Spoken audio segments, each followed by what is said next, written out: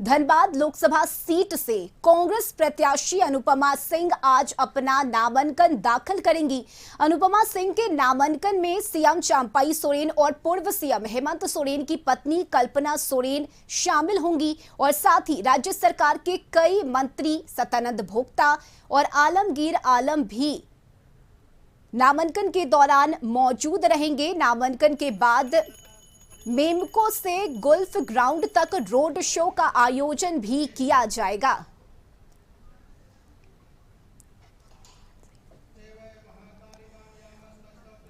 और धनबाद से संपादक अनुराग ठाकुर इस वक्त हमारे साथ जुड़े हुए हैं। अनुराग जी, देखिए, अनुपमा सिंह नामांकन करने जा रही हैं और खास बात यह है कि इस मौके पर तमाम INDIA के बड़े नेता मौजूद हैं। खुद मुख्यमंत्री चंपाई सोरेन, कल्पना सोरेन वहां मौजूद है। क्या माहौल वहां अभी नामांकन से पहले का?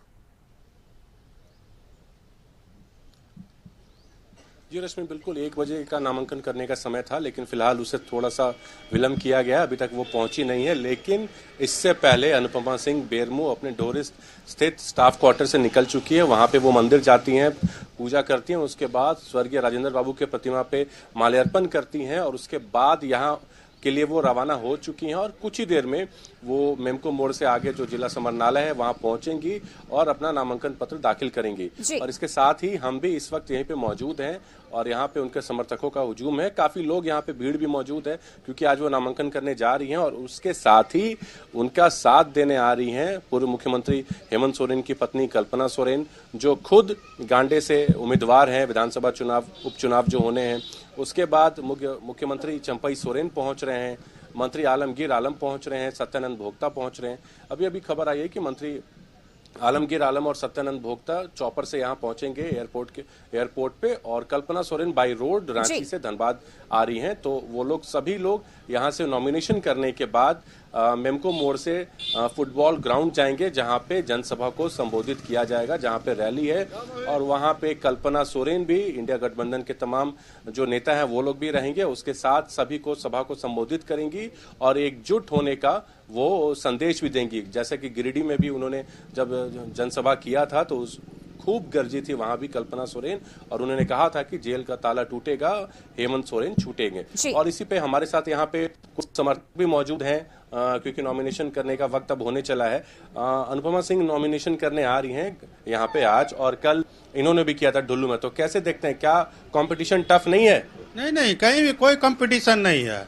हमारे प्रत्याशी के सामने वो कुछ भी नहीं है ढुल्लू में। तो वो तो मान लो एक तरह से मतलब क्रिमिनल को उतार दिया है बीजेपी, इसलिए हम लोग के मतलब बहुत आसान हो गया। एकदम जस्ट अपोजिट रहेगा इस वर्ष का चुनाव। 2019 में जिस तरह से वो लोग जीता था भाजपा 5.5 लाख वोट से, इस बार हम लोग 5.5 लाख वोट से जीतने जा रहे हैं। बहुत अच्छा चुनाव है, बहुत अच्छा पोजीशन हम लोग का, कोई नहीं हम लोग का टक्कर में इस बार। बीजेपी का जो नारा है 400 पार और ढुल्लू में तो भी लगातार दावा कर रहे हैं कि वो इस सीट से 80 लाख भारी मतों से जीतेंगे। क्या बोलते हैं? 80 लाख 80 लाख तो वोट नहीं, 80 लाख सॉरी 8 लाख जी 8 लाख। तो 8 लाख तो पिछला बार जब वो मोदी के लहर जब था तब माननीय जो पिछला सांसद थे पशुपतिनाथ सिंह जी, उनको 8.5 लाख वोट आया था। तो ये 8 तो ये कहीं पर है ही नहीं है। इनको तो समझ लीजिए इस बार जमानत जब्त हो जाएगा। इस तरह का कैंडिडेट भाजपा ने दिया। भाजपा इस बार कैंडिडेट बहुत खराब दिया और हम लोग के लिए, इंडिया गठबंधन के लिए बहुत अच्छा है, बहुत अच्छा शुभ संकेत है। हम लोग का प्रत्याशी इस बार 5 लाख वोट से हम लोग जीतने जा रहे हैं। जस्ट अपोजिट चुनाव है। इस बार कहीं पर कोई नहीं है। मोदी का झूठ एकदम जो सब पकड़ा गया, एकदम बहुत झूठा आदमी है, सारा झूठ बोलते रहते हैं। इस बार झूठ फरेब नहीं चलेगा। आप बताइए, क्या लगता है अनुपमा सिंह जीत जाएंगी? अनुपमा सिंह भारी मतों से जीतेंगी। क्यों, किस वजह से जीतेंगी? लोगों से बात कर रही हैं, वो क्या बोल रही हैं, क्या है उनका एजेंडा? हर एक लोग से बात कर रही है, वो हर घर जा रही हैं, सबसे मिल रही हैं, सबको बता रही हैं वो एक अच्छा और सच्चा उम्मीदवार है। और आप ढुल्लू मातो के बारे में जानते हो किस टाइप का उम्मीदवार है। उसमें 50 केस है, 50-51 जो भी केस है उस पर क्रिमिनल व्यक्तित्व का लोग है। आज झरिया या धनबाद कहीं भी हो, क्या लग रहा है वो अगर जीत जाएगा तो व्यवसाय किस प्रकार से त्राहिमाम करने लगेगा। इसलिए कोई लोग उसको पसंद नहीं कर रहा आज के डेट में।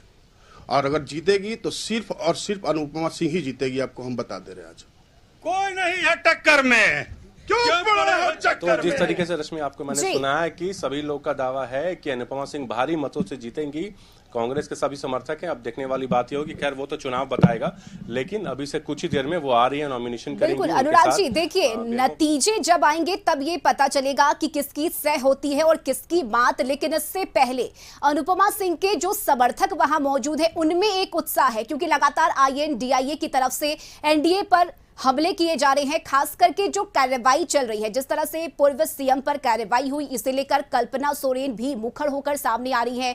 लगातार आईएनडीआईए के नेता भी इस मुद्दे को उठा रहे हैं। तो मुद्दा कई सारे हैं जिसे लेकर आईएनडीआईए के नेता या जो प्रत्याशी है वो इस बार चुनावी मैदान में है। लगातार मंच से हुंकार भी भर रहे हैं।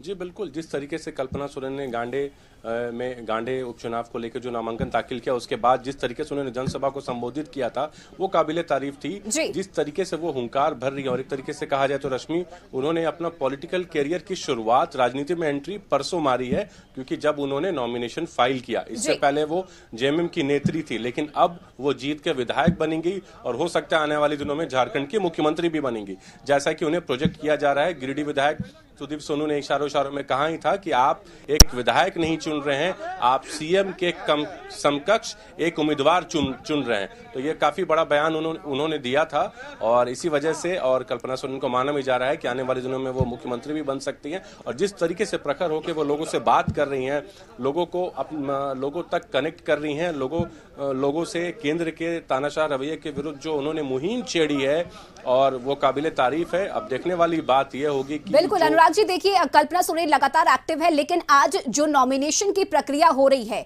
अनुपमा सिंह नामांकन करेंगी, और इस नामांकन की प्रक्रिया में मुख्यमंत्री का पहुंचना, कल्पना सोरेन का पहुंचना, ये बताता है कि आईएनडीआईए किस तरह से इंटैक्ट है। एक मैसेज भी है ये।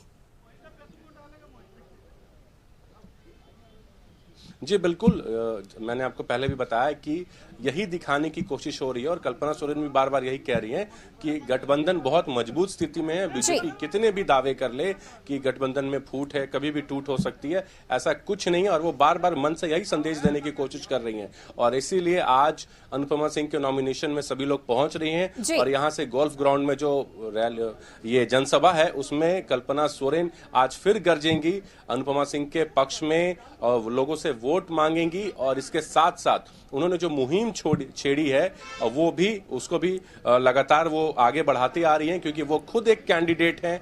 और तो इस वजह से, और उसके बाद जिस तरीके से कल्पना सोरेन इन दिनों एक्टिव दिख रही हैं पॉलिटिक्स में, वो काबिले तारीफ है, और सभी लोग उनकी सराहना कर रहे हैं। बिल्कुल अनुराग जी, नामांकन की प्रक्रिया की क्या कुछ तस्वीरें होगी वो भी हम अपने दर्शकों को दिखाएंगे। फिलहाल बहुत शुक्रिया आपका तमाम जानकारी के लिए।